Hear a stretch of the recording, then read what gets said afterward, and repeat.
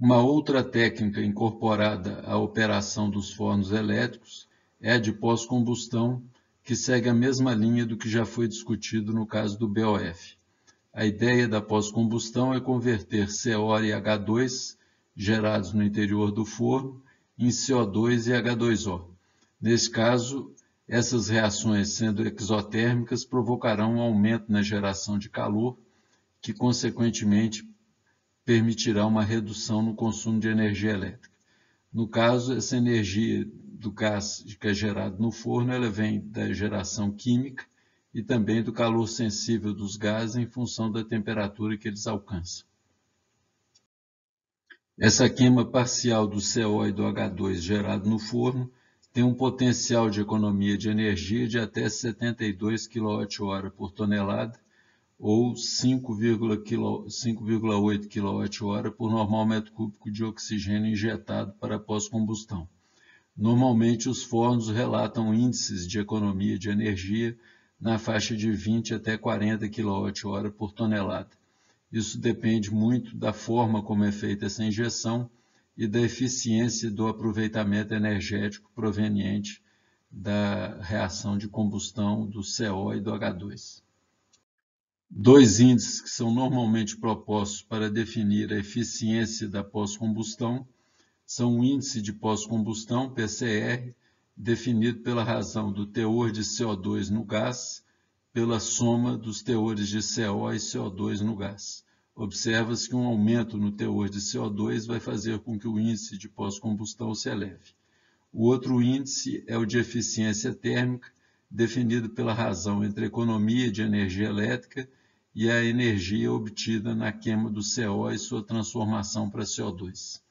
Esses dois índices, sendo mais altos, vão indicar uma melhor eficácia da técnica de pós-combustão. Alguns dos benefícios da pós-combustão incluem a redução nas emissões de CO, redução no consumo de energia elétrica, como já foi discutido anteriormente. Essa pós-combustão também propicia uma redução nas emissões de NOx e um aumento de produtividade do forno, uma vez que o consumo de energia vai ser reduzido, e o interessante é que se tem esse aumento de produtividade sem um aumento no volume de gás gerado, uma vez que essa pós-combustão transforma CO em CO2 e o número de mols de CO que é convertido é igual ao número de mols de CO2 que é gerado. Dessa forma, não há alteração no volume de gás gerado no forno e o mesmo sistema que é usado para a exaustão desses gases pode ser aproveitado, pode ser utilizado no caso de incorporação da pós-combustão.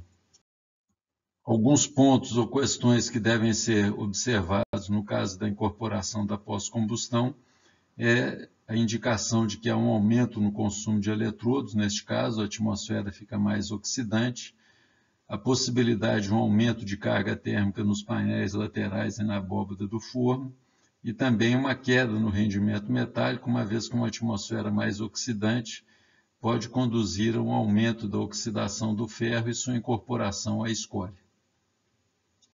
Essa figura ilustra de modo esquemático uma das maneiras de se promover a pós-combustão, que consiste na injeção de oxigênio acima do nível da escória. Então, são posicionados esses injetores em diversas regiões do forno e esses injetores fornecem oxigênio acima do nível da escória e vão promover, então, a transformação, principalmente do CO em CO2. Aqui nós temos uma outra visão desta técnica, que é apresentado um corte vertical de um forno elétrico com a lança de pós-combustão colocada acima do nível da escória para promover, então, a transformação do CO em CO2.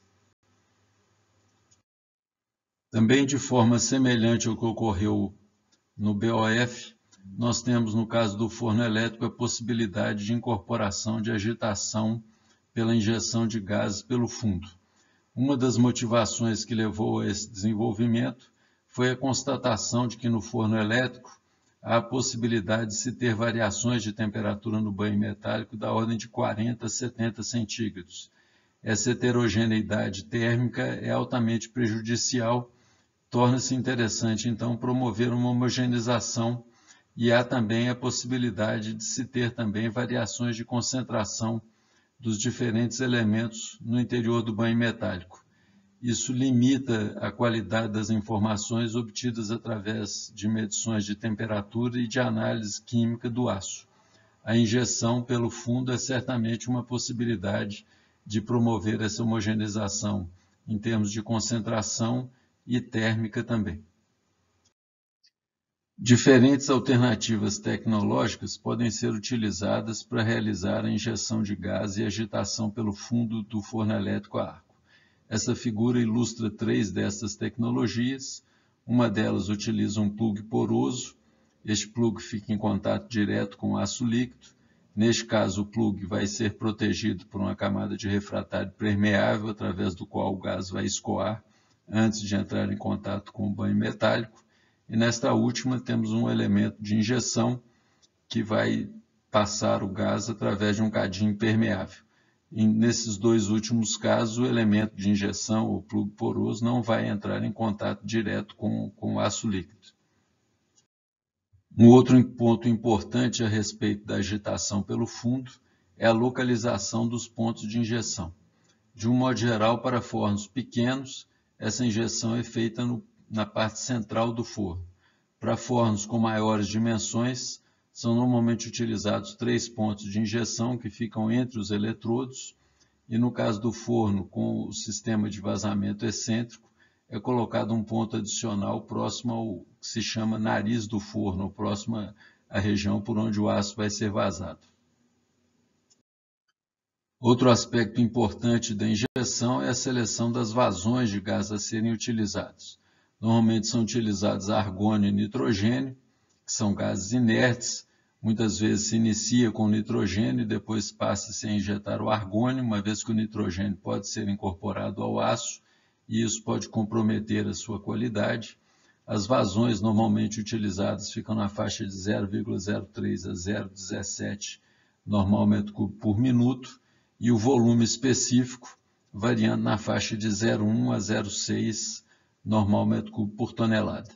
A respeito da durabilidade dos elementos, nós temos que nas situações onde esses elementos não entram em contato direto com o banho metálico, a sua durabilidade alcança valores de a ordem de até 4.000 corridas.